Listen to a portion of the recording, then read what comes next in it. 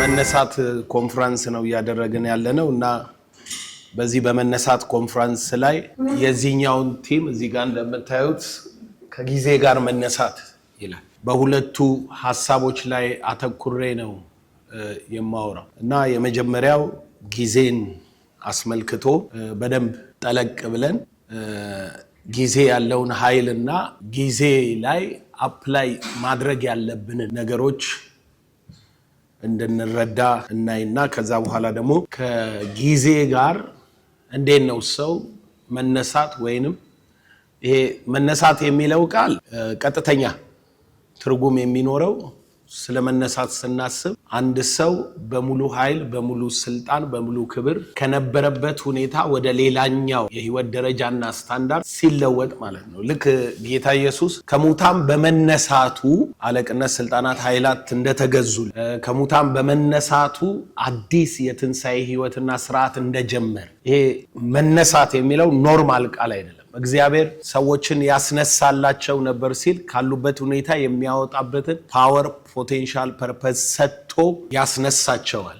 መነሳት ወደ ሌላ ክብር ወደ ሌላ ስልጣን ተይዘበት ከነበረ ነገር መውጣት። መጽሐፍ ቅዱሳችን ተነሺና አብሪ ይላል። ለምን ተብሎ ሲጠየቅ የእግዚአብሔር ብርሃን መጥቶልሻል፣ አንቺ ጋር ያልነበረ ብርሃን መጥቷል። ስለዚህ የእግዚአብሔር ብርሃን መጥቶልሻልና የእግዚአብሔር ክብር ወጥቶልሻልና ተነሺና ካልተነሳሽ አይሆን ባለሽበት ሁኔታ ሆነሽ ያንን ግሎሪ መቀበል ያንን ፓወር ማስተናገድ የሚመጣውን አዲስ ህይወት መለማመድ አይቻል። መነሳት የሚለው ሐሳብ ከነበርሽበት ሁኔታ ካለፍሽበት ነገር ወጥተሽ ወደ መጣው አዲሱ ነገር ተሻገሪ ግቢ የሚል ከጊዜ ጋር መነሳት ስንል ራሱን የቻለ የጊዜን ትርጉም ካገኘን በኋላ የመነሳትን ስርዓት ደግሞ በዛ ውስጥ እናያለን። አሁን አተኩረን የምናየው ስለ ጊዜ ነው እና ዘፍጥረት መጽሐፍ ላይ እንሄድና ከሰው ፍጥረት ስርዓት ውስጥ እንጀምራለን። የሰው ልጅ በሶስት ስቴቶችና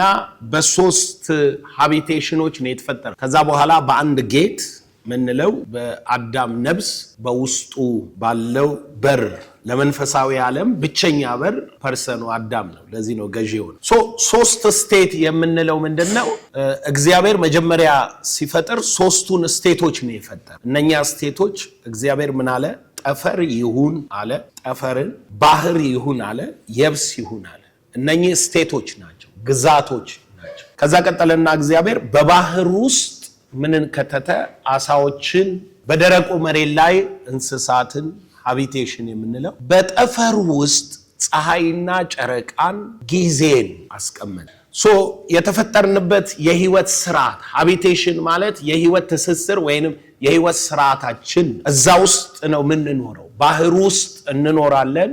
የኑሮ ስርዓት አለ። ምድር ላይ የኑሮ ስርዓት አለ። መዝራት፣ ማጨድ፣ ማብቀል። ይሄ በሶስተኛው ቀን ምድር ታብቅል የተባለው እንስሳት፣ አራዊቱ። በባህር ውስጥ የሚኖሩ ደግሞ የባህር ስርዓት ነው ያላቸው። ከባህር ወጥተው አይደለም የሚኖሩት፣ የባህር ሃቢቴሽን አላቸው። ከውሃ ጋር የተያዙ አዋፋት አሉ። የነሱን ሃቢቴሽን የመኖሪያ ስቴቱን ድንበሩን አድርጎ በአራተኛ ቀን ላይ ያለው ነው አሁን የትምህርት ትኩረታችን። አራተኛው ቀን ምንድነው ከሰው ጋር የሚያያይዝ? አራተኛው ቀን ከሰው ህይወት ጋር ምን ትስስር አለው? ድንገት አሁን አርሰህ ትበላለህ፣ በባህር ላይ ትሄዳለህ፣ ወይ ከባህር በሚወጣ አሳ ትንቀሳቀሳለህ። አራተኛው ቀን ካንተ ህይወት ጋር ምን አይነት ትስስር አለው? የአራተኛው ቀን ሃቢቴሽን አንተን እንዴት ነው የሚያስተዳድር? ካንተ ጋር ያለው የህይወት ትስስርና አቋም ምንድን ነው? እግዚአብሔር በ6 ቀን የተፈጠረውን ነገር ነው እንድትገዛ፣ እንድታስተዳደር፣ እንድትለማመድ የፈጠረ።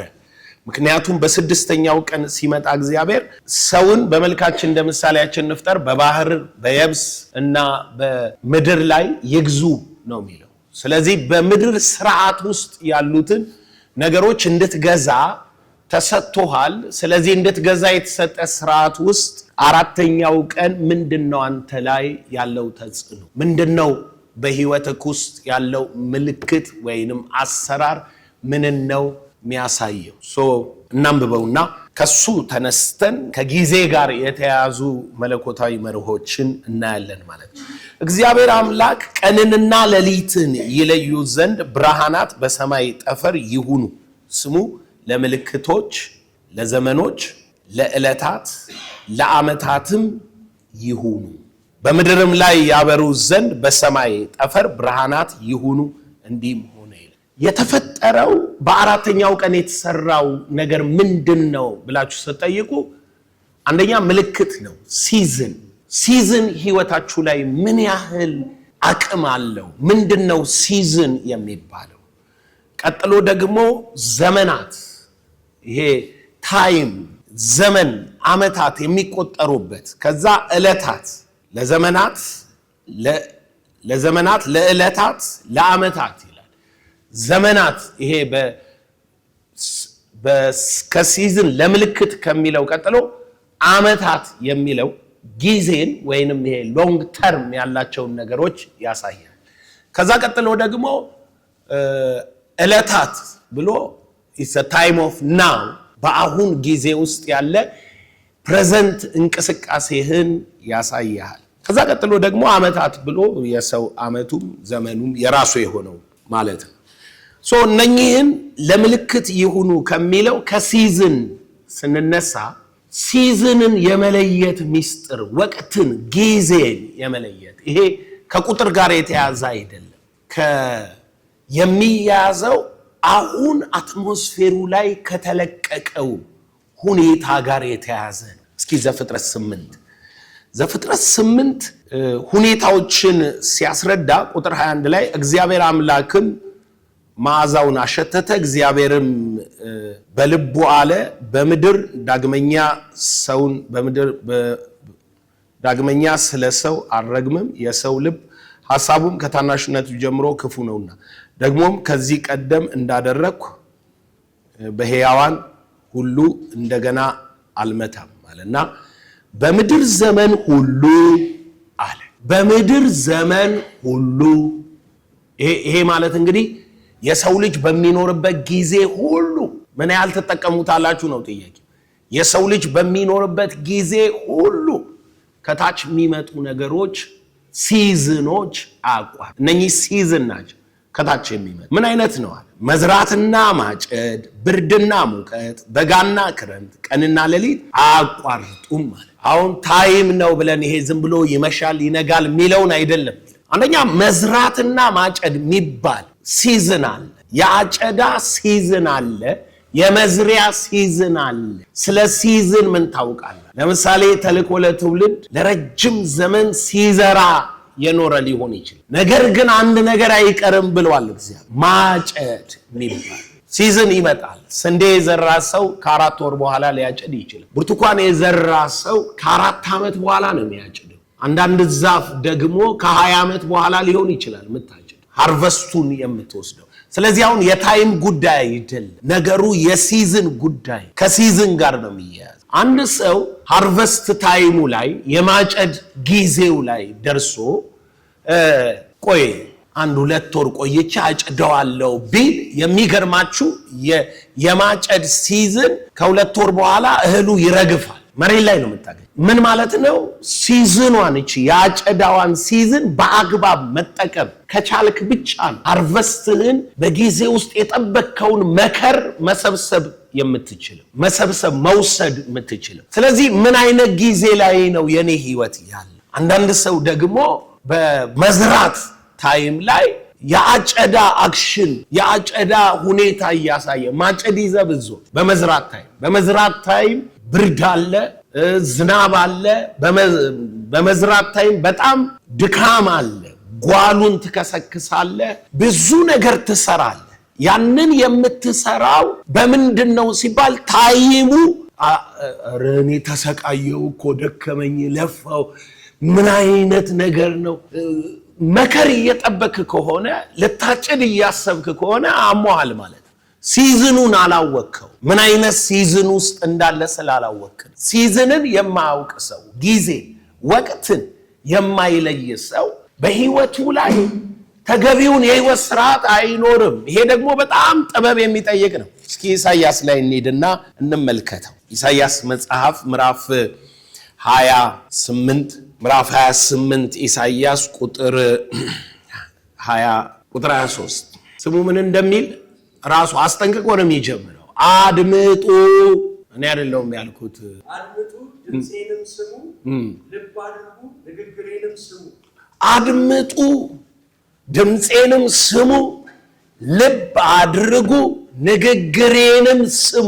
እግዚአብሔር በጊዜ ላይ ምን ያህል ሲሪየስ እንደሆነ እንድታዩ ነው። በሲዝን ላይ እግዚአብሔር ምን ያህል ሰው ዝም ብሎ ጌታ ጠርቶኛል፣ ጌታ ተንብዮልኛል፣ ጌታ ምናምን ብለህ የምትኖረው አይደለም። ስማ ይልሃል፣ አድምጥ። መዝራት ባለብህ ሰዓት ልታጨድ ተስፋ እያረክ ያለው ምን ዘርተህ ነው? መቼ ደከምክ? መቼ ለፋ? መቼ ዘራ?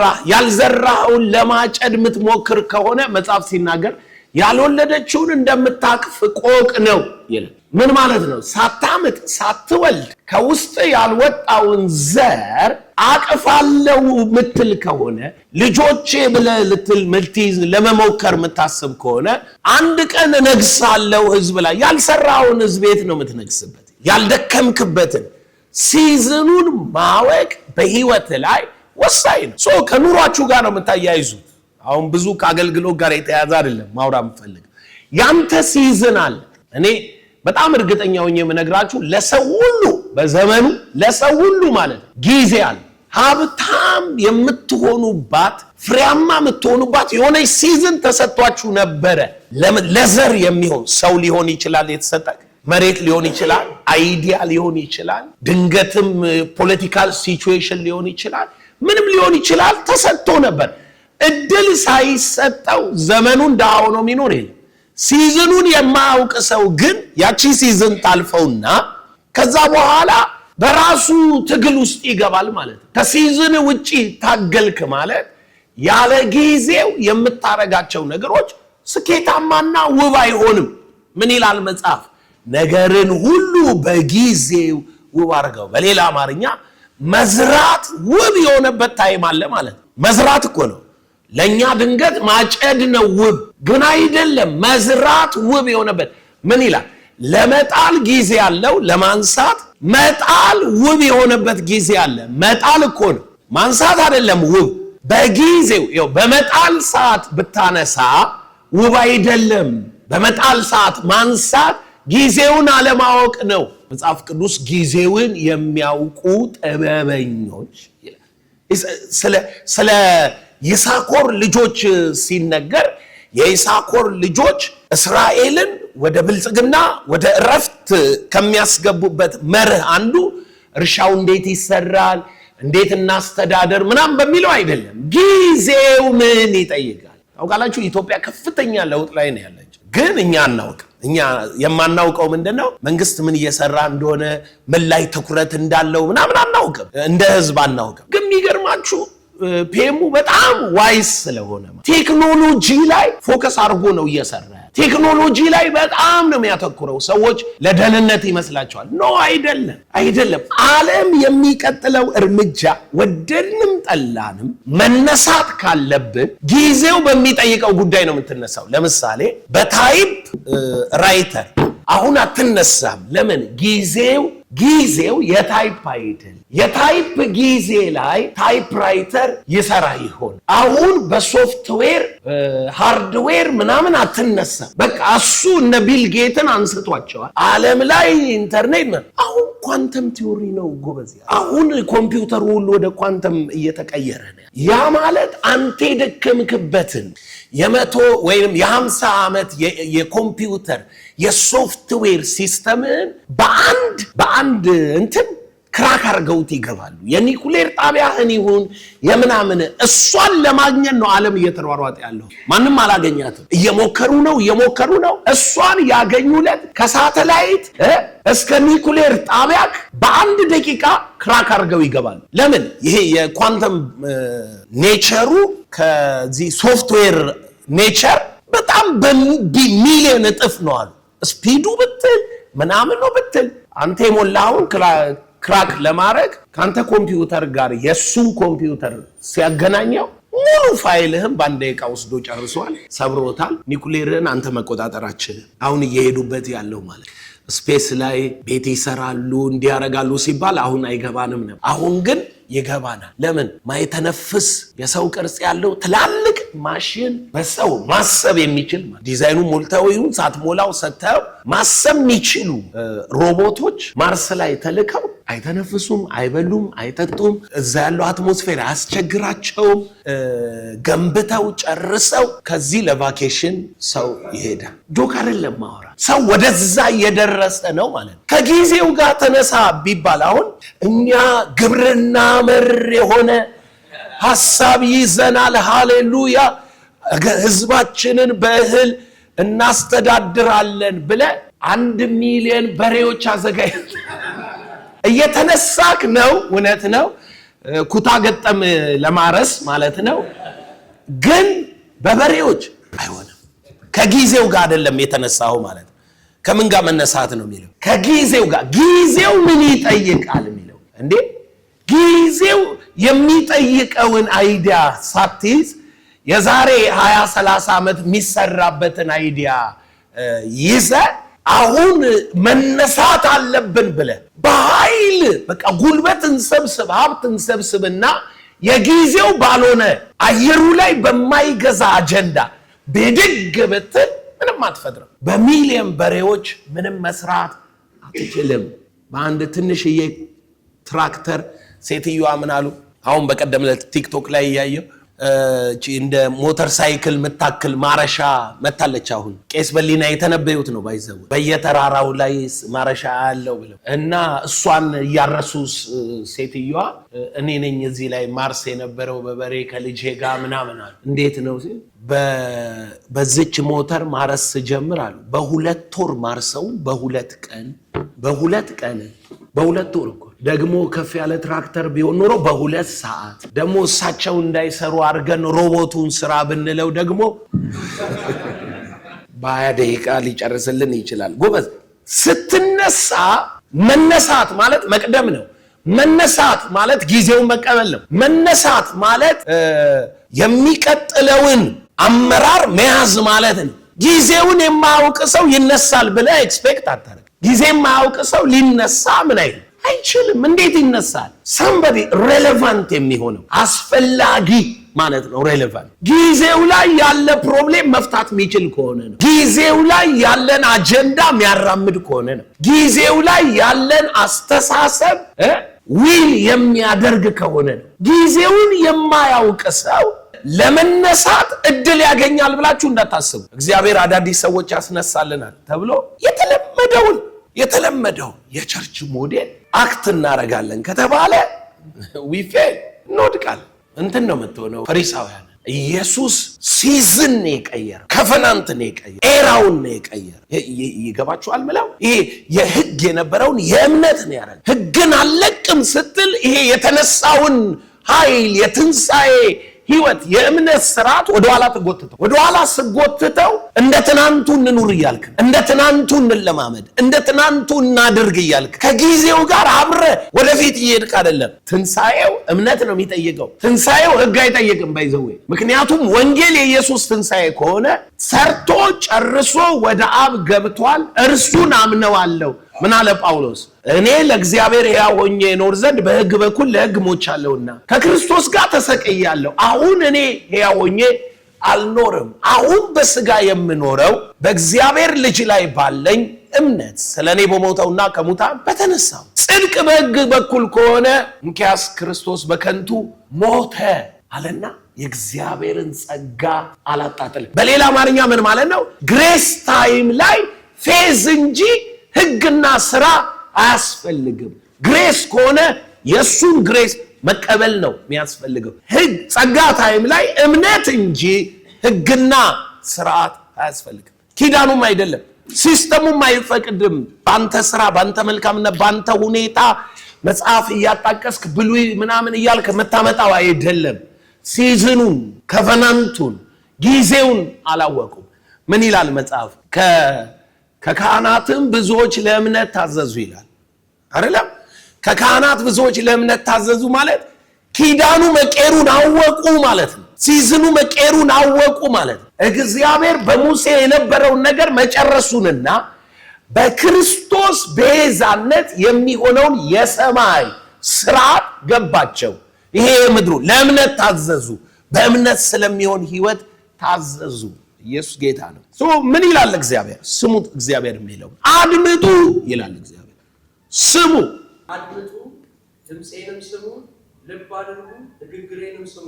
በስመ አብ። በአራቱም ንግግሩ አድምጡ። ቢ ኮንሽስ ምን አሁን የሚቀጥለውን ሳትሰማ ቢ ኮንሽስ ቢታ አይኑን ያፈጠጠ ሰው ማለት ነህ እንጂ ምንም ትርጉም የለም። የሚቀጥለውን ነው እንድታደምጥ የሚፈልገው።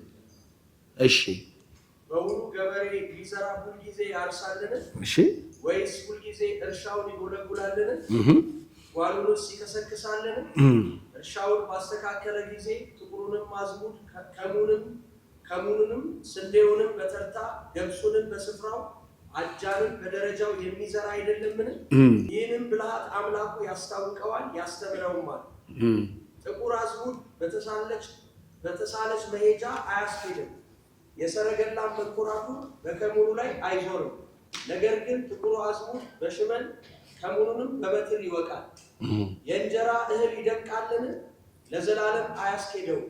የሰረገላውን መንኮራኩርና ፈረሶቹን ምንም ቢያስኬድበት አያደቀውም።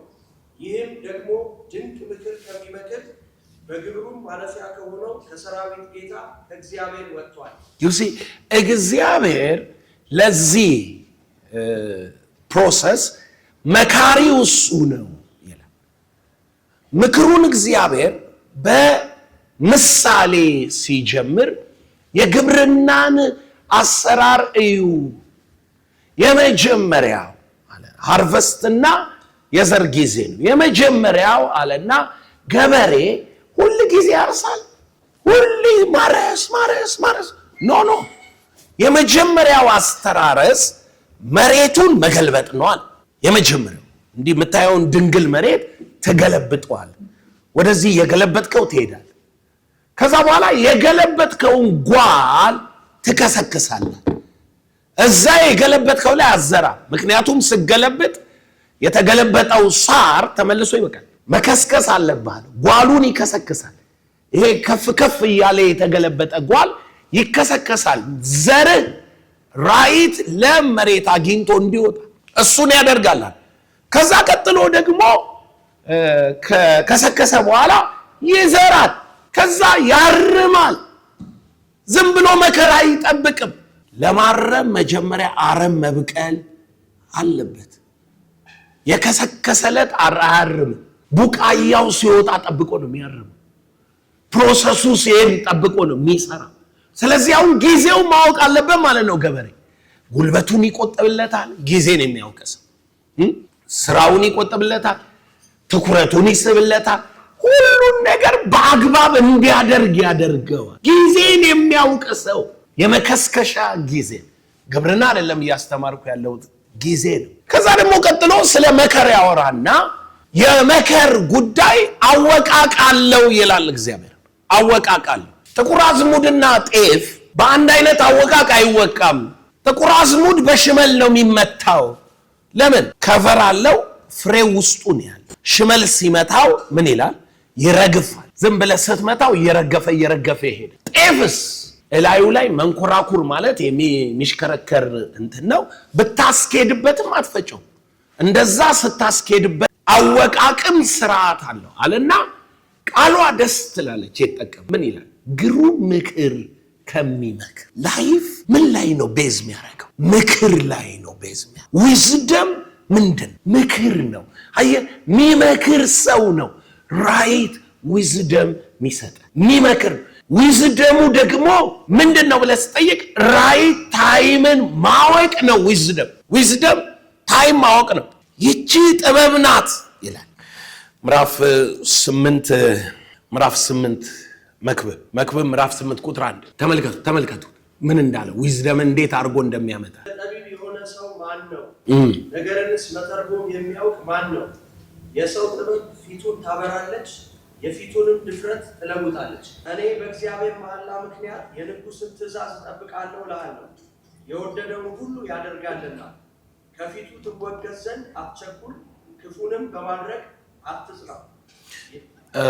ጊዜንና ፍርድን የሚያውቅ ጠቢብ ነው የሚለው። ትእዛዝን የሚጠብቅ ክፉን ነገር አያውቅም፣ የጠቢብም ልብ ጊዜንና ፍርድን ያውቃል። የጠቢብ ቁጥር 5 ማለት ነው። የጠቢብ ልብ ምን ያውቃል?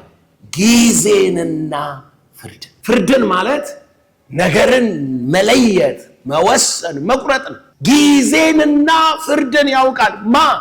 የጠቢብ ልብ። ዝም ብለህ በገገማ ጠቢብ መሆን አትችልም ማለት ነው። ጊዜን የሚያውቅ ሰው ነው ምን ተብሎ የሚጠራው? ጠቢብ ተብሎ። ልብ ጊዜ ላይ ራይት የሆነ ዴፊኒሽን ከሌለው የጊዜን ትርጓሜ በትክክል የማያውቅ ከሆነ ልብ ምን አታውቅም ማለት ነው። ጠቢብ አይደለህም፣ ጠቢብ አይደለህም ማለት። እስኪ ሌላ ቦታ እንመልከተው። መጽሐፍ አስቴር ላይ በጣም የሚገርም የነገስታት ራሳቸው ይገርማቸዋል። ሹመት ሲሾሙ፣ ነገስታት ሹመት ሲሾሙ የሚመርጧቸው ሊደሮች እንደዚህ አይነት ናቸው ብሎ ይናገራል። ነገስታት በዙሪያቸው ላይ የሚሰበስቡት ይሄን አይነት ሰው ነው። ይሄን አይነት ሰው ዙሪያ ላይ ሳሰበስብ ወደ ስልጣን ከመጣህ የስልጣን ዘመን አጭር ነው የሚሆነው። ለምን? በመዝራት ዘመን የሚበሉ ነገስታቶች ምንድነው? ባለሟሎችሽ፣ አለቆችሽ በማለዳ የሚበሉ አንቺ ሀገር ሆይ ወየውልሽ። ምን ማለት ነው? በማለዳ ዝራ ነው የሚለው እንጂ እጨዲላ አይልም። ስለዚህ የፕሮጀክቱን ብር ሁሉ የሚበሉ ሚኒስትሮችና አለቆች ያሉሽ ሀገር ወየውልሽ።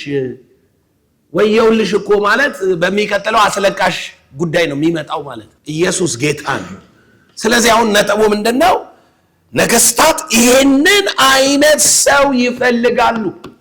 አንተ ይሄንን ታሟላለህ ወይ? ጊዜው ላይ ገዢ ሆነ ለመምጣት ራሱ ለሹመት እታጫለው ካልክ ራሱ ማለት ነው። እስኪ እናንብበው። አስቴር ምዕራፍ 1 ቁጥር 13 ሕግንና ፍርድን በሚያውቁ ሁሉ ፊት የንጉሥ ወግ እንዲህ ነበረና።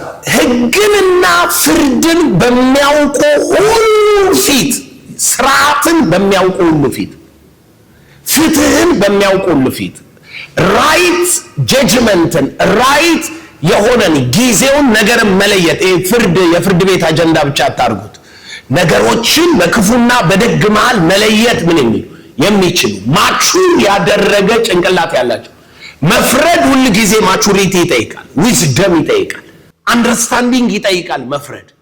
ሕግንና ፍርድን በሚያውቁ ሁሉ ፊት ምን የንጉሥ ወግ እንዲህ ነበረ። ምን ነበረ የንጉሥ ወግ? ንጉሡ የዘመኑን ነገር የሚያውቁትን ጥበበኞችን በመንግስቱ ቀዳሚዎች ሆነው የሚቀመጡ የንጉሡ ባለሟሎች 7ቱ የፋርስና አያችሁ ምን እንዳለ? ንጉሡ አለ የዘመኑን ነገር የሚያውቁ። ንጉሡ ማንን ነው የሚፈልገው? የዘመኑን ነገር ጥበበኞችን። የዘመኑን ነገር የሚያውቁ ምንድን ናቸው? ከጊዜው ጋር አብረው የሚሄዱ። ሰው እኮ 99% ጊዜ በሱ ህይወት ውስጥ ምን እንዳለው አያውቅም፣ ምን እንደሚጠቅመው አያውቅም። ጊዜ ማለት ለሱ 5 ደቂቃ አቃጠልክብኝ የሚለው ነው አይደለም። ጊዜ ሲዝን ነው። 1 ዓመት ሙሉ በአንድ ጉዳይ ውስጥ ልትሆን ይችላል። ሲዝኑ ያ ሊሆን ይችላል። ቀን ሰዓት መቁጠር አይደለም ጊዜ። ሲዝኑ ምንድነው? የቴክኖሎጂ ሲዝን አለ፣ የመንፈስ ሽግግር ሲዝን አለ። ከጊዜው ጋር አብረ መሄድ መቻል አለብህ። ጊዜው ምን አይነት ህዝቡ ለምሳሌ ምን አይነት የተነሳሳ አጀንዳ አለ? አሁን የህዝብ ልብ አየሩ የሚፈቅደው ፋይናንስ አቅም ያለው ነገሮች የሚሆኑበት ትኩረት ያለበት ጉዳይ አለ። አንተ ምንም ትኩረት በሌለበት በለመድከው የህይወት ስርዓት ብትመላለስ ፎከስ እስካላገኘህ ድረስ ሰክሰስ አታገኝም። ጊዜው የሚጠይቃቸው ጉዳዮች ምን ይላሉ? ዘፈን ሲዘፍኑ ራሱ በፍየል ዘመን በግ አትሁን። በግ ጥሩ ነው ብለህ ግን ዘመኑ የፍየል ከሆነ በግ መሆን ፌለሪቲ ነው። በግ እንደሆንክ በፍየል ማይንድ መመላለስ መቻል። እንደው ሃይማኖት ስለማይለቅ ብዬ ነው። ፍየሉን ካልኩ ችግር ስላለብን። ግን በፍየል ዘመን ምን ማለት ነው? ሩል የሚያደርገው የፍየል አይዲያ ነው። አሉ እኮ በጎችም። ግን የፍየል አይዲያ የሚገዛ ከሆነ በግ ሆነ በፍየል ማይንድ ሴት መመላለስ አለብህ። ካለበለዛ you are left over። ትተው ነው የሚያልፉት። ሲዝን የማያውቅ ጠቢብ ሰው ትተውት ነው የሚያልፉት። ጊዜውን የማያውቅ ሰው ለሹመት አይሆንም። የንጉሥ ወግ ይሄ ነው። የእግዚአብሔርን መንግስት ወግ ይሄ ነው እኮ። ይሄ እኮ ነው መጥቼ ምድርን በርግማን እንዳልመታት የአባቶችን ልብ ወደ ልጆች የልጆችን ወደ አባቶች እቀይራል። ፕሮብሌማቸው ምንድነው? ልባቸው ነው። ስለዚህ እኔ መጥቼ በርግማን ሁሉንም አንድ ላይ ጨርሼ ከመሄድ ልጆች አንደርስታንዲንጋቸውን ለውጠው ሲዝን መቀየሩን ኪዳን መቀየሩን መሲሁ መምጣቱን እንዲያውቁ እነኚህ ደግሞ አባት የተባሉት ልባቸው ተቀይሮ ልክ እንደ ወጣቶቹ በወጣት ማይንድ ሴት አልገባንም በቃ ብለው ሄዱ። እነኛ ዋይዞን ጌታ ምን ይላል? ከጥበበኞችና ከአስተዋዮች ሰውረ ለብላቴኖች ስለገለጥክላቸው። ጥበበኞቹ አላወቁትም፣ ጊዜውን አላወቁም አይደለም ይላል። ዘወትር የሚያነቡትን የነቢያት ድምፅ ምን ሳያውቁ ጌታን ሰቅለው ገደሉት ይላል። ተማከሩ በራሳቸው ምክር። ስለዚህ አሁን ጉዳዩ ከሲዝን ጋር የተያዘ ነው፣ ከጊዜ ጋር የተያዘ ነው። ጊዜን እንዴት ነው የምትተረጉሙት? ሲዝንን እንዴት ትተረጉማላችሁ? መጽሐፍ ስለ ጥበበኞች ስለ አስተዋዮች ቁጭ ብለህ ማንበብ ይችላል። ስለ አስተዋዮች ስለ ጥበበኞች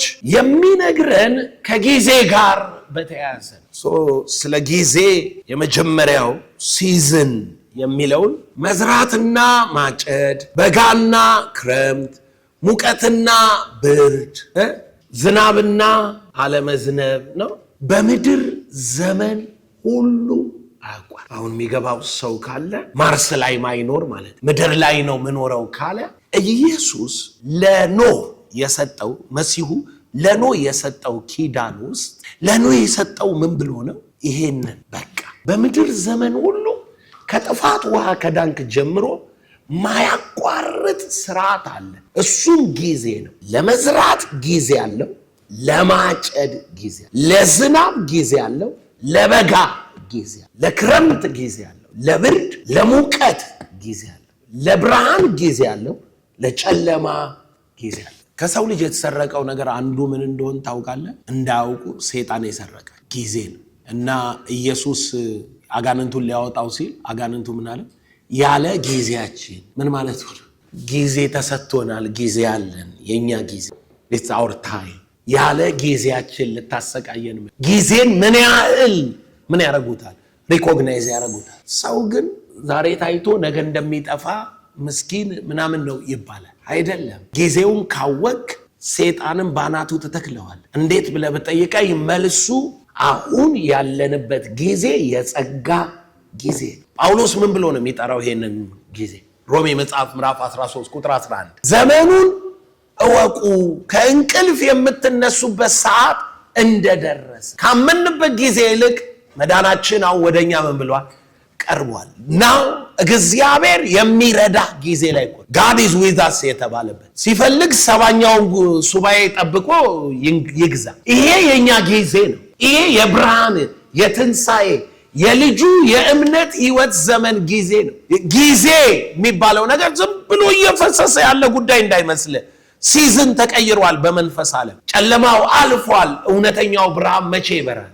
አሁን ይበራል። አሁን ያለንበት ጊዜ የተወደደው የጌታ ዓመት የሚሰበክበት መጽሐፍ ይህች ነች ጌታ የሰራት ቀን ሐሴትን እናድርግ በሷ ደስ ይበለን የተባለበት ሲዝን ላይ ነው ያለ። የጸጋ ሲዝን የእምነት ሲዝን የምንለው ታይም ላይ ነው። ሰይጣን ጋር እኮ ተጨቃጭቀን አይደለም ምንሰራው፣ ጊዜው የኛ ስለሆነ ነው ምንሰራው። የሱ ጊዜማ በፖዝ ውስጥ የለም። በፖዝ ውስጥ የሱ ጊዜ የለም። በ69ኛው መሲሁ ሞተ፣ በ70ኛው አውሬው ይቀጥላል። አሁን ያለው ፌዝ ነው፣ ግሬስ ነው። ስለዚህ ይሄ ታይም ቴስቲሞኒ ነው፣ ሪዘሬክሽን ቴስቲሞኒ ነው፣ የትንሣኤ ምስክርነት ጊዜ ላይ ነው ያለ ነው። ስለዚህ የሱ ታይም እንዳልሆነ ማወቅ አለብን። ታይሜ ደርሶ ታይሜ አንልም። አስፍተን ካየነው ክራይስት ታይም ላይ ነው ያለ። ሲዝናችሁን ታውቃላችሁ ወይ? በህይወታችሁ ሲዝን አለ። ምንም እኮ ልዩነት የለም። ዘላለም እንዳምናው ነው ዘንድሮ። ህይወትክ ላይ ምንም ሲዝን የለም። ስንት ጊዜ ሆነን እኛ ትንቢት ስንሰማ ስንዘጋጅ። ትናንትና ዳጋዋር ሲጸልይልኝ ነበር። ከዛ በፊት ደግሞ ሲተነብይ ነበር። እንደ ኔሽን ሲተነብይ ነበር። ሲጸልይልኝ የጸለየው ከዓመት በፊት የተጸለየበት ጉዳይ፣ ቸርቻችን እየተዘጋጀችበት ያለው ጉዳይ ዲክሌር አድርገን ለዲክሌሬሽናችን ራሱ አርማችንን ለውጠን ነገራችንን እንዲህ ብለን ምንድን ያለው ኒው ሲዝን አይደለ? የጸለየልኝ ምንድን ነው? ኒው ነው። አዲስ በሚለው አጀንዳ ነው እጁን ጭኖ ይጸልይ። አዲስ ዘመን ይምጣል፣ አዲስ ፓወር፣ አዲስ ግሎሪ፣ አዲስ እንደዚህ አዲስ ነው። ኢስ ኒው። በሌላ አማርኛ ካልነቃን ወደ ምን መግባታችንን? ወደ አዲስ ምዕራፍ መግባታችንን 5 ዓመት ሲነግርህ የነበረ እግዚአብሔር ትተላለፈዋለህ ማለት ነው። ትተላለፋለህ። መጽሐፍ ሲናገር ጊዜውን አላወቁ። እስኪ ጊዜውን ያላወቁትን ምን ብሎ እንደሚጠራቸው ከኤርምያስ 8 ቁጥር 7 ሽመላ በሰማይ ጊዜዋን አውቃለች። ሽመላ ምን አወቀች? ጊዜዋን። ሌላ ነገር አላወቀችም። ወፍ ናት ሽመላ የምትባል።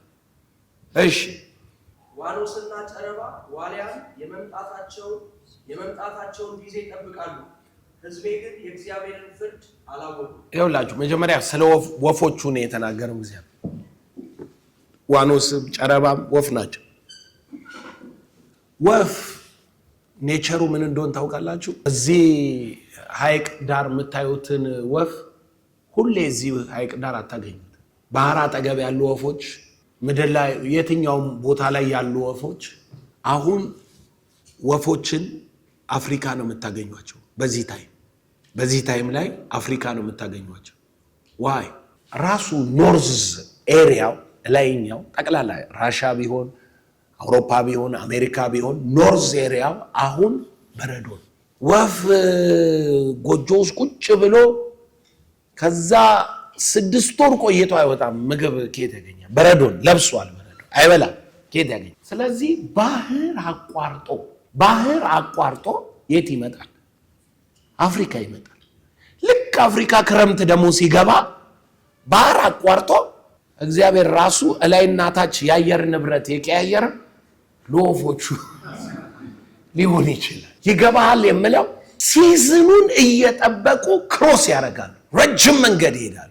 እግዚአብሔር በነቢዩ አፍ የሚለው የወፍን ላይፍ ስታይል አይተሃል ወይ? ጊዜያቸውን ይጠባበቃሉ።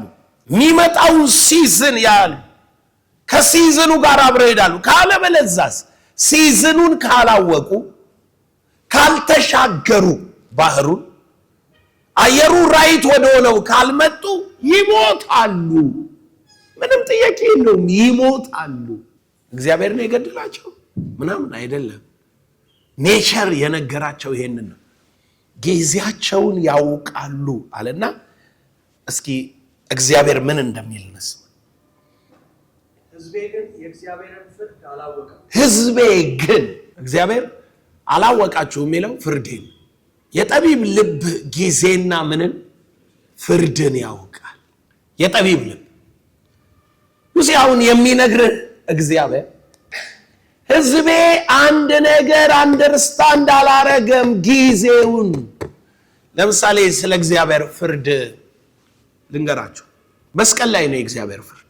ይሄ የምታዩት በሽታ ሁሉ ተፈርዶበት፣ አንተ ሰውነት ላይ ስላለ በሽታ ሕያው ይመስልሃል እንጂ ተፈርዶበት። ይሄ የምታየው አጋንንት ሁሉ አልወጣ ሲል ሲታገል ስታስጨንቅ ተፈርዶበታል። መንፈስ ቅዱስ በመጣ ጊዜ ስለ 3 ነገር ዓለምን ይወቅሳል። ስለ ጽድቅ እኔ ወደ አብ ስለሚሄድ ጽድቃችን ራይታችን ክራይስት በእግዚአብሔር ቀኝ ያለው። ስለ ኃጢአት በእኔ ስለማያምኑት ምንድነው ኃጢአት? አለማመን። ከዛ ቀጥሎ ምን ይላል? ስለ ፍርድ ይልና የዚህ ዓለም ገዢ ስለተፈረደ የመንፈሳዊው ዓለም ተፈርዶበታል። ሕዝቤ ምንን አላወቀም? ፍርዴን አላወቀም። ያልገባ ሰይጣን እንደተፈረደበት አላወቅም። ኪንግደሙ እንደተፈረደበት አላወቅም። የዚህ ዓለም ሲስተም እንደተፈረደበት አላወቅም። ኦልሬዲ አንደር ጀጅመንት ነው እየኖሩ ያሉት፣ ተፈርዶባቸዋል። የእግዚአብሔር አቋምና ፈቃድ ታውቋል፣ ተወስኗል። እግዚአብሔር እሱን ዲክሌር እንድታረግ ነው አንተን እኮ ወደ ዓለም ወንጌል ይዘህ ሂድ ያለ። አንተ ወንጌል ሰባኪ ሆንክለት ለዚህ ዲክለሬሽን ነው፣ የእግዚአብሔርን ፍርድ እንድታውጅ፣ የእግዚአብሔርን ፍርድ እንድታጸና፣ በዓለም ላይ ሁሉ ፍርዱ እንዲሆን ማለት ነው። ህዝቤ ፍርዴን አላወቀም። ፍርድ ጊዜን ማወቅ፣ ፍርድን ማስፈጸም ከፈለግ ጊዜን ማወቅ አለብን። አሁን አመታት አሉ፣ ዘመን አለ፣ ዕለታት አሉ፣ እያንዳንዱ እንቅስቃሴ አለ። እኛ ግን ሲዝን የሆነውን ሐሳብ ላይ ነው የምናተኩር። የምን ሲዝን ላይ ነህ አንተ? ፐርሰናሊ አንተ ምን ሲዝን ላይ ነህ? የእጅ ስራ ሱቅ ሊሆን ይችላል፣ ቸርች ሊሆን ይችላል፣ ቢሮ ሊሆን ይችላል፣ የትምህርት ደረጃ ሊሆን ይችላል። ምን ሲዝን ላይ ነህ? ሲዝናችን ይለያየ። ፐርሰናል ላይፋችን ውስጥ ስንል አንተ አሁን ምን ሲዝን ላይ ነህ? ቢዝነስ ምን ሲዝን ላይ? ምን ይጠይቃል? ምንድን ነው የሚጠይቀው? ጊዜ ጋር መነሳት ስንል ጊዜህን ለመነሳት በማይሆን ነገር ላይ እንዳታባክን፣ ከምትነሳበት አጀንዳ ጋር አብረህ ጊዜህን ቃኘው። ምን ማለት ነው? ዓለም የዛሬ 100 ዓመት ሲሰራበት የነበረውን ጉዳይ እየኖርንበት ሊሆን ይችላል። እኛ ግን እሱን ስትራቴጂ አድርገን ፕሮግራም አድርገን ልንሰራበት፣ ልንለወጥበት፣ ልንነሳበት እንችላለን ብለን የሀገር ፕሮግራም፣ የቸርች ፕሮግራም፣ የግለሰብ ፕሮግራም፣ የህይወት ፕሮግራም አድርገን ማቀድ የለብን።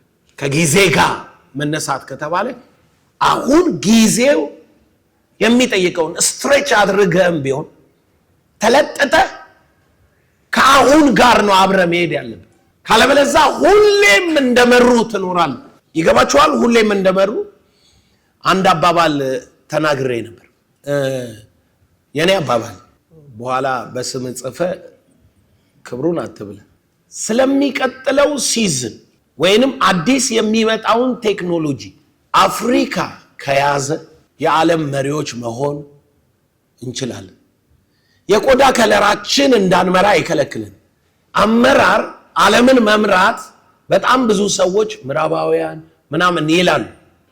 አይደለም። ዓለምን መምራት የሚቀጥለውን ቴክኖሎጂ ቀድሞ መያዝ ማለት ነው። እኛ ቀስት ላይ ያለን እነሱ መድፍ ላይ ገብተው ነው ኮሎናይዝ ያደረጉን። እንደሱ ነው። እኛ ክላሽ ላይ እያለን እነሱ ኒኩሌር ላይ ደርሰዋል። ስለዚህ አፍህን አከፍት። አንተ እንወራለን እመታለን ምናምን ስትል እቤት ብም ብሎ ያልቃል። ቻይና ለምንድን ነው የምታስፈራቸው? ራሻ ለምንድን ነው የምታስፈራቸው? ነጭ ስለሆኑ አይደል? ምዕራባዊም አይደሉም። አሁን ለምንድን ነው ሳውዲ አረቢያና ኤምሬቶች በኃይል እየተነሱ ያሉት?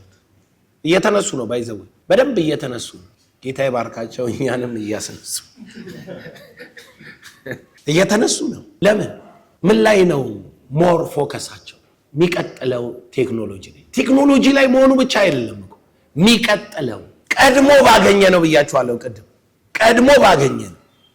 ስለዚህ የሚቀጥለው ቴክኖሎጂ ላይ ከጊዜ ጋር መነሳት። የሚቀጥለው ነብይ እኔ ነኝ ካልክ ከጊዜው ጋር ነው እንጂ እንትን አይደለም። ምን አለ መሰላችሁ? ኔክስት የሚባል ነገር አለ። መነሳት በኔክስት ታይም ላይ ገዢ መሆን፣ በኔክስት ታይም ላይ ሬሌቫንት መሆን፣ አስፈላጊ መሆን። በኔክስት ታይም የሚቀጥለው በሚባለው ላይ ተፈላጊ ነህ ወይ? ሰሞኑን በጣም በአእምሮዬ ቢዚ ነው።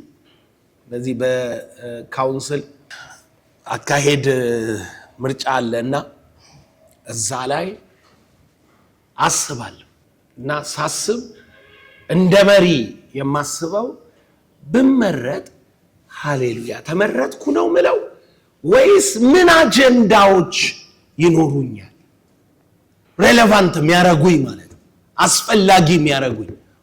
ዘላለም ያስፈልገን እውነትም መሪያችን ነው፣ ፍሮንት ነው፣ ይዞን ወደዚህ ይሄዳል የሚሉ ምንድነው? ኒው ኢመርጂንግ ቸርቾች ምን ላይ ማተኮር አለባቸው? የቀደሙ ቤተ እምነቶች ከኛ ጋር እንዴት አብረው መሄድ ይችላሉ? እንዴት ነው አገራዊ የሆነ አጀንዳ ምናመጣው የሚል ሐሳብ ውስጥ ይመላለሳል። ሌሊት ላይ ይነቃል። ዝም ብሎ አይምሮዬ ይነቃል። ከዛ አስባለሁ። ስታስብ የሚመጡ የሚሆኑ ምናምን ይሄን አሰራር ብትጠቀም፣ ይሄን ብትተው፣ ይሄን ብታስብ፣ ያን ብታረግ፣ ከዛ ወንጌል አማኙም በዚህ ሀገር ላይ እንዴት አንድ ስቴፕ ወደፊት እናመጣዋለን? እንዴት እንገፋዋል? ምን እንቅፋት ሊገጥመን ይችላል? ምን ጥሩ አጋጣሚዎች አሉ? ምናምን ታስባል። ምን ማለት ነው? ጊዜውን ያማከለ ተፈላጊነት እንዲኖርህ ከጊዜው ጋር አብረ መነሳት፣ የምታመጣው አጀንዳ ጊዜውን የሚመጥን መሆን አለበት። ካለበለዚያ የምታመጣው አጀንዳ ወይ ወደ ኋላ ሄደ በቃ ያለንን ጠብቀን ሙዚየሙን እናስውበውና ጎብኚ ይምጣልን የሚል ሊሆን፣ አሊያም ደግሞ አልፈ ኤክስትሪም ትሄድና ብቻህን ትቀራለህ። ስለዚህ ይዤ እሻገራለሁ ካልክ ጊዜው ምን ይጠይቃል? ሁሉ አንድ አይነት አይደለም።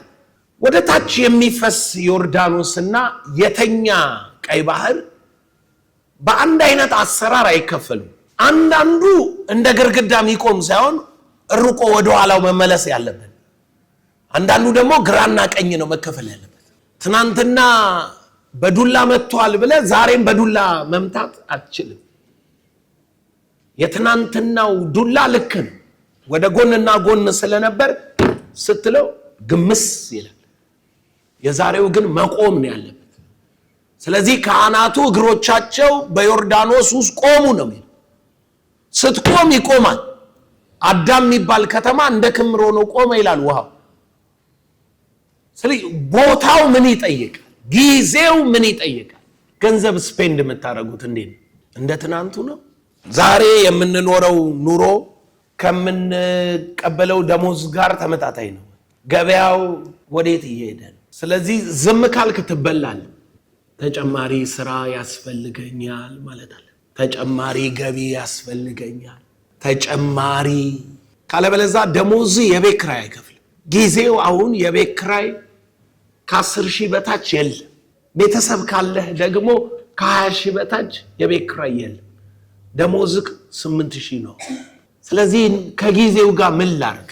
ይሄ የተቀጠርኩበት ስራ ያስቀጥለኛል ነው? ማታ ማታ ሌላ ስራ መስራት አለብኝ? አስታውሳለሁ እኛ አዳማ ላይ አንዲት እህት ኦዲተር ናት። ቤቷን በኋላ ላይ ለኔ ሰጣኝ። እነሱ ካናዳ ገብተው ረጅም ዓመት የኖርኩበት ቤት ነው አዳማ። ኦዲተር ናት። ቴሌ አብረዋት የሚሰሩ የኛው ቸርች ጓደኞች አሉ። ለሱፐር ማርኬቶችና ለሱቆች ቺፕስ ታከፋፍላለች። ከቴሌ ያለቀቀችም ቺፕስ ታከፋፍላለች። ከ11 ሰዓት በኋላ ቸርች ካልመጣች እቤት ሄዳ አላት የሚሰሩ ሰራተኞች ቀጥራለች። ግቢዋ ውስጥ ቺፕስ መጥበሻ አርጋ ስላይስ እየወጣ እየተጠበሰ በፌስታል በሻማ እየተቃጠለ በየሱቁ ይከፋፈላል ቺፕስ። ተጨማሪ ገቢ 10 ብር ይሁን 20 ብር ተጨማሪ ገቢ። ለምን? ከጊዜው ጋር አብረካሉ። እየጠፋ እንደምትሄድ ታውቃለህ። ጎዳና እየወጣ እንደምትሄድ ታውቃለህ። ወደ ስራ አጥነት እንደምትሄድ ታውቃለህ። ነገር ጊዜውን አማክሎ ማይሄድ ሰው ሌፍት ኦቨር እየሆነ እየተተወ በሄደ ቁጥር በትናንትና ፌስታል 10 ሳንቲ ገባ ብላ የኢህአዴግ ስብሰባ ላይ ያወራች ሴትዮ አይታችኋታል? ስንት ገባ እና ህዝቡ ሁሉ አዎ ምናምን። ዘይት 10 ብር ነው 5 ብር ገብቷል። አሁን 10 ብር ነው ዘይት አይደለም። ምን ማለት ነው? ጊዜን ማወቅ ማለት ወርዶ ጊዜው የሚጠይቀውን ነገር ሶሉሽን መስጠት ማለት ነው። ስለዚህ ዘይት 1,000 ብር እየገባ ነው ከተባልክ ከዘይት ውጪ እንዴት መመገብ እችላለሁ ሚለው ማሰብ። ጎበዝ ከሆንክ ደግሞ ዘይት ራሱ እንዴት ማምረት እችላለሁ ጎበዝ ከሆንክ ማለት ነው። ተፈላጊው ይሄ ስለሆነ ገበያውን አይተ ካለዛ ደግሞ ዘይት እየበላው ቀጥላለሁ ካልክ ገቢን እንዴት አሳድጋለሁ? አማራጭ መውሰድ ግዴታ ነው። እነኚህ ጊዜው የሚጠይቁ አማራጮችን ማታደርግ ከሆነ ሰፈር ታረጋለህ።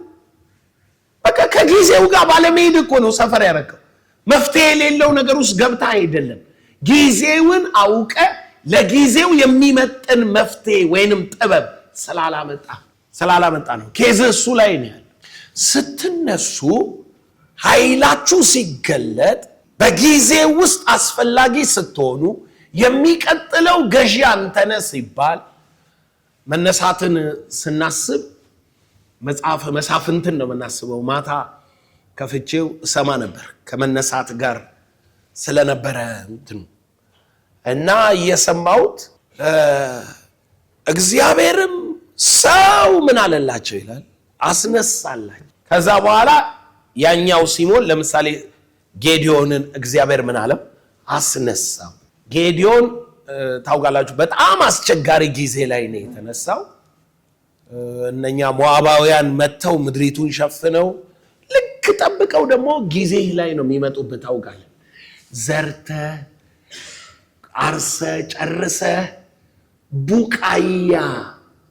ቡቃያ ከዛ ዛላ ከዛ ሰብል ከዛ ፍጹም ሰብል ነው አይደለም የሆነው። ቡቃያ ማለት ስንዴ ምናምን አልሆነም፣ ሳር ነው። ገና ሳር እያለ እየነዱ ከብታቸው መተው ያንተ እርሻ ላይ ይለቁታል። ለምን? አለቆች ናቸው። አንተ የዘራውን እሱ ለከብቱ ምግብ ያደርገዋል። ይሄ ሰውዬ ግን ትንሽ ጎበዝ ነው። የት እንደዘራው ባይታወቅም ውቂያ ላይ ነበር፣ በዋሻ መሃል ይወቃ ነበር ይላል። እግዚአብሔር መጣና ጽኑና ኃያል አለ፣ በዚህ ጉልበት ይሄዳል። ከዛ ሰውየው ጠየቀ፣ ኧረ ይሄ ነገር ኧረ እነሱ እንዲህ ናቸው። እግዚአብሔር ገፍቶት አመጣና አባረራቸው። ተነሳ። በሌላ አማርኛ በእስራኤል ላይ እግዚአብሔር ጌዲዮንን አስነስቶ ይላል ከሞዓባውያን እጅ አዳናቸው። ኢምፓወር አርጎ ማለት ነው። ነገ ጠዋት የትንሣኤን መነሳት ነው የማውጀው እና አስነስቶ እግዚአብሔር አስነስቶ ጌዲዮንን ከሞዓባውያን እጅ አዳናቸው። እሺ ማንን አስነሳ እግዚአብሔር? ሳምሶንን አስነስቶ እዚህ ይላችኋል። ዲቦራን ምን ብለው ነው ቅኔ የተቀኙላት? ዲቦራ አንቺ ምን እስክትነሺ ነበርሽ እኮ፣ ነገር ግን እስክትነሺ ታይሙን የሚጠይቀውን ነገር እስክታውቂ፣ በታይሙ ላይ ለመሰልጠን እስክትቆሚ፣ በታይሙ ላይ ኃይል ክብር ምናምን የሚባለውን ነገር ገዢ ሆነሽ እስክትወጪ ድረስ ያንቺ ሐሳብ፣ አሰራር፣ አደራረግ ገዢ ሆኖ እስኪገለጥ ድረስ እስክትነሺ ድረስ ሰዎች በሰርጥ ሄዱ ይላል። በሸለቆ ውስጥ ሰዎች በሸለቆ በዝቅተኛ ስፍራ የሚሄዱት ሰዎች እስኪነሱ እግዚአብሔር ሰው ነው የሚያስነሳል። ጊዜን ሲሰጥ ሰው ነው የሚያስነሳል። ከጊዜ ጋር ነው መነሳት ያለ። ስለዚህ አይነት ተከፍቶ ምን አይነት ቢዝነስ እንጀምር፣ ምን አይነት የቸርች ስርዓት እንጀምር ከጊዜው ጋር ማለት ምን አይነት የሚዲያ ስርዓት እንጀምር፣ ምን አይነት ከጊዜው ጋር ማለት አሁን አይቼ እኛ ምንድነው ከማይምነት ነፃነት ሚል ድሮ ይለጠፍ ነበር በደርግ ጊዜ በየቤቱ በር ላይ። እናንተ አታውቁ፣ የኢህአዴግ ልጆች ናቸው። ከማይምነት ነፃነት የሚል በርክ ላይ ይለጠፋል። ለምንድን ነው የሚለጠፈው? የተማረው ማህበረሰብ ስንት ፐርሰንት ደርሰናል የሚለው መንግስት የሚያውቀው፣ ማንበብና መጻፍ የሚችሉ ኢትዮጵያውያን ይህን ያህል ቁጥር ናቸው። ያን ድሮ ማንበብና መጻፍ አይታወቅም። በዘመቻ ነው ማንበብና መጻፍ የተማረ እና የኛ ሚዲያ ከማይምነት ነፃነት የሚል ነው። የዳግ አዋርድ ሚዲያ ምንድነው አሁን ያለው ዘመን ገባ? የምን ዘመን ነው?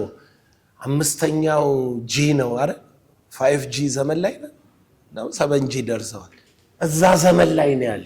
መጽሐፉ ለብቻው፣ ስብከት ለብቻው፣ ክሩሴን ለብቻው፣ እንትን ለብቻው፣ ሁሉ በፈርጁ። ዌብሳይቱ ለብቻው፣ የትምህርት ዌብሳይቱ ለብቻው፣ የመጽሐፍ ንባብ ለብቻው፣ የማንበቢያ ደግሞ እየገለጥክ መጽሐፍ ማንበቢያ ለብቻው፣ ሁሉ ነገር በፈርጁ አለን።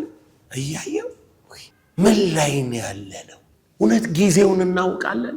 ሰው እኮ አሁን ኤአይ ላይ ደርሶ እኔን እንዲቁጭ አድርጎ በራሴ ድምፅ ስድብ ሊያስተላልፍ ይችላል። በእኔ መልክ በእኔ ድምፅ ፖለቲካ ሊያወራ ይችላል። በቃ አሁን እያወራው ነው አይደል? እንዲህ ቁጭ ብዬ አክሽኔ ሳይቀየር እንትኔ ምናምኔ በቃ ዝች አምጥቶ ገጥሞኝ ጽሑፍ ይሰጠዋል። ራሴ ዘላለም ቁጭ ብዬ ይኸውላችሁ ፓርቲያችን ይህ ልጅ መቼ ነው ፓርቲ አቋቋመ? ዘመኑን የማያውቅ ቴክኖሎጂውን የሚያውቅ ሰው ይሰናከልብኛል፣ ይሰናከላል። የሚፈልገውን ትርጉም ይሰጣል። እዛ ላይ እየደረሰ ነው ሰው። እኛ ጽድቁ ቀርቶብኝ መነሳቱ ቀርቶብኝ እንደማለት ነው። ጽድቁ ቀርቶብኝ በቅጡ በኮነነኝ የሚለው በቅጡ በዚህ ካሜራ ተቀርጸን በገባን በቅጡ በየሳምንቱ በየጊዜው ሚዲያ ላይ በተለቀቀን ምንልበት ግን አስፈታችሁ ጊዜው ነው። ከጊዜ ጋር አብራችሁ ተራመዱ። ጊዜው ግለኝነት አይሰራም። በጣም ትንሽ የምትሆንበት ነው። በግል ግለኝነት ትንሽ ነው የሚያደርግ። ይሄ አሁን ቸርች መክፈት የኔ ቸርች ማለት ድሮ አሪፍ ነበር። በዚህ ባለፉት 10 ዓመታት ምናምን ውስጥ ሁሉም የኔ ማለት ነው። ጌታ ይመስገን በ10 ዓመት ውስጥ የኔ ያሉት ሁሉ ስኳር፣ ደም ግፊት፣ ደም ማነስ ምናምን የያዛቸው አሁን ወደዛ አይሄዱ። ቻሌንጁ ምን ያህል እንደሆነ አዩ። አሁን ይልቁኑ ኢመርጅ እያደረጉ ኃይል መሰብሰብ፣ ያለንን ነገር እንዴት አጠናክረን ወደ ኔሽን እንለፍ፣ እንዴት ሰዎች ረጅም ርቀት ይዩ። ምክንያቱም ሾርት ሳይቷ አዳራሽ ሰብስበ ሃሌሉያ ማለት ነው። ሎንግ ሳይቱ ግን እኔ የት እደርሳለሁ፣ ምን ያህል ሪች አደርጋለሁ፣ ምን ያህል የተሰጠኝን ነገር እፈጽመዋለሁ፣ ምንድነው ትክክል ተብሎ የተጠራው በአሰራር ውስጥ በእግዚአብሔር መንግስት ውስጥ አሁን ሬሌቫንት አስፈላጊ የሆነው ነገር ምንድን ነው? ጌታ ኢየሱስ ከምድር ጋር አብራችሁ የምትሰሩ ከሆነ ወሳኝ ነውና በትዕግስት እለፉ ይላል። ምዕራፍ 4 ማርቆስ ቁጥር 26 እርሱም ማለት በምድር ዘርን እንደሚዘራ ሰው የእግዚአብሔር መንግስት እንዲህ ናት። ስሙ፣ ሌሊትና ቀን ይተኛል። የእግዚአብሔር መንግስት አሰራሩን ማታውቁ ከሆነ በትንቢት ብቻ ሰክራችሁ በተስፋና በምኞት ብቻ ሄዳችሁ ወይንም ድካማችሁ ከንቱ እንደሆነ ቆጥራችሁ ተስፋ ቆርጣችሁ እንዳትወጡ። የእግዚአብሔር መንግስት ውስጥ ካላችሁ የእግዚአብሔር መንግስት እንዲህ ናት። የእግዚአብሔር መንግስት የመንግስቱን አሰራር የሚከተል ሰው ይሄንን ጥበብ መከተል አለበት ነው ኢየሱስ ሚል እና የመንግስቱ አሰራር ደግሞ እንዲህ ስለሆነ በትዕግስት ጠብቁ። እስኪ የመንግስቱን አሰራር ነገር የእግዚአብሔር መንግስት እንዲህ ናት። ሌሊትና ቀን ይተኛልን ይነሳልን። እርሱም እንዴት እንደሚሆን ሳያውቅ ዘሩ ይበቅላል ያድግማል። ምድሪቱን ማውቃ በመጀመሪያ ቡቃያ፣ ኋላም ዛላ፣ ኋላም በዛላው ፍጹም ሰብል ታፈራለች። ፍሬ ግን ሲመስል መከር ደርሷልና ወዲያው ማጨድ ይልቃል። ዩሲ የእግዚአብሔር መንግስት እንዲህ ነው። እዛው በላች እዛው ቀረች የሚል አስፋልት ላይ የአይጥ ማስታወቂያ ሰምታችሁ? ምን ማለት ነው? አይጧ በልታ 10 ሳምንት ታማ አይደለም የምትሞት ነው። እዛው በልታ የበላችበት ድፍት ብላ ታገኟታላችሁ። ምን ማለት ነው? ኢንስታንት የሆነ ቲክቶክ ማለት ላጥ እዛቸው ማለት በየአንድ ደቂቃው ላጥ የምታረገው አይደለም። የእግዚአብሔር መንግስት የገባኝን ልንገራችሁ። ፈልጌ አጣሁት። ግን እሱ ትንቢት እናንተ ኮምፒውተር ላይ አስተላልፌው ነበር አይደል?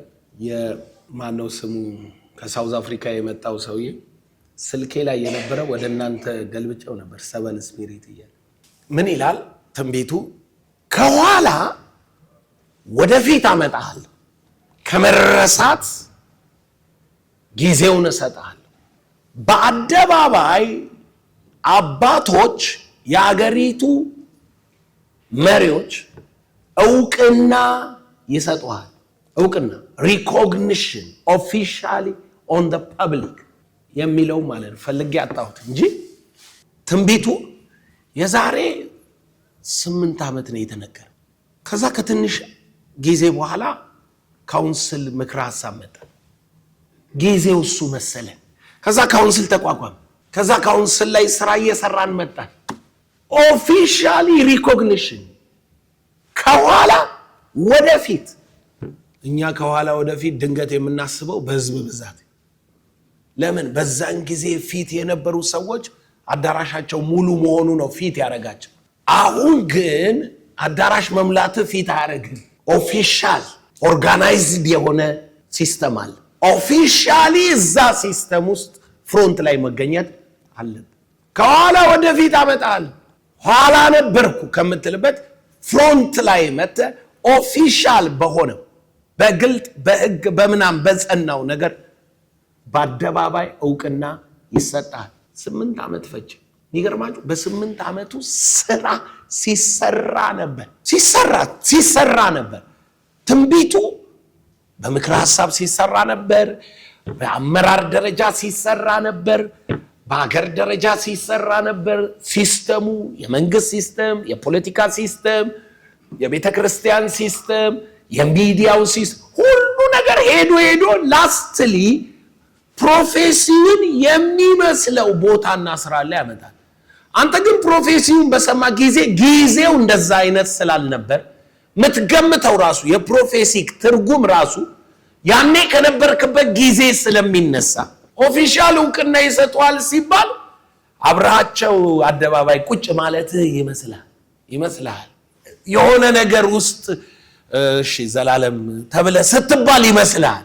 እግዚአብሔር የሚለውና አንተ የምትሉት አንድ ስላልሆነ ማለት። ነገሩ ግን ሄዶ ተሰርቶ እና ምን እንደገባኝ ታውቃላችሁ? በድንገት የሚሆን ነገር የለም። ይተኛል፣ ይነሳል። እንዴት እንደሆነ ሳያውቅ ምድሪቱ ራሷ ምን ትላለች? ታበቅለዋለች። አንተ ዝም ብለህ ፕሮሰስ ውስጥ ማለፍ ነው። ማን ነው የሚለየው? ጊዜ። የምን ጊዜ? ምን ይላል? ሌሊትና ቀን ይተኛል፣ ይነሳል። እርሱም እንዴት እንደሚሆን ሳያውቅ ዘሩ ይበቅላል፣ ያድግማል። ምድሪቱም አውቃ በመጀመሪያ ቡቃያ ኋላም ዛላ። አይገርምም? በአንዴ መከር ላይ አይገባም ይላል ኢየሱስ። የእግዚአብሔር መንግስት ውስጥ ካላችሁ በአንዴ ቢሊዮነር ለመሆን አታስቡ። በአንዴ ትውልድ ለመምራት አታስቡ። በአንዴ ከተማውን ድብልቅልቁል። ስራችሁ ነው ከተማው የሚወርሰው። ስራችሁ ነው አገሩ የሚወርሰው። ስራችሁ ነው ትውልዱ የሚወርሰው። እንዴት እንደሆነ ሳታውቅ እየሄድክ እያለ ከጊዜው ጋር የመዝራት ጊዜ ላይ ዘርተ፣ የቡቃያ ጊዜ ላይ አርመ፣ የዛላ ጊዜ ላይ ተጠንቀቀ፣ የመከር ጊዜ ላይ ታጭዳል። ትዕግስት አትጣል። ሁሌ ከጊዜ ጋር እንደምትሰራ ወቅ። ጊዜ አስፈላጊ መሆኑን ወቅ። በጊዜ ውስጥ እንደምትመላለስ ወቅ። ወገኖች ያለ ጊዜ ህይወታችሁ ስኬታማ አይሆን። ያለ ጊዜ ፖዚሽኑን መያዝ አትችሉ። ያለ ጊዜው ቀዳሚ ሆናችሁ መነሳት አትችሉ። ጊዜ ሲዝን ማወቅ ነው እንጂ 2018 ጊዜ ነው ማለት አይደለም። ሲዝኑን መለየት፣ ሲዝኑን ማወቅ ምንድን ነው? ኔክስት ምንድን ነው የሚሆነው? እንዴት ነው የሚቀየረው?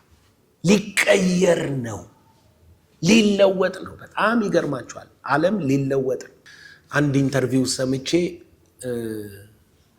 ልጁ ሶፍ ዑመር ዋሻ ውስጥ ገብቶ 3 ወር ቆይቼ ወጣው ነው የሚለው። ሶፍ ዑመር ዋሻ ውስጥ ከገባው በኋላ ወደ ኳክብት ሄድኩ ነው የሚል። አንደኛው የሄድኩበት ኳክብት ምድር በሚቀጥለው ጊዜ ምን እንደምትሆን የሚያሳይ ነው። ሁለተኛው ደግሞ እዚህ ሌላ ኮከብ ውስጥ ነው የገባው። እሱኛው ደግሞ ጊዜውን ከዛ ምድር የምትሆነው ከመሆኑ በፊት የሚሆን ነው። ምን አለ?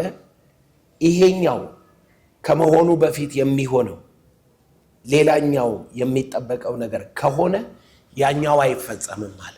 ጌታ ይርዳን። ምንድነው የሚለው? ሰው ወደ ሮቦትነት ይቀየራል። ወደፊት ከፍተኛ ጦርነት ይነሳል። በዚህኛው ጦርነት ከተነሳ ወደ ሮቦትነት አንቀየርም።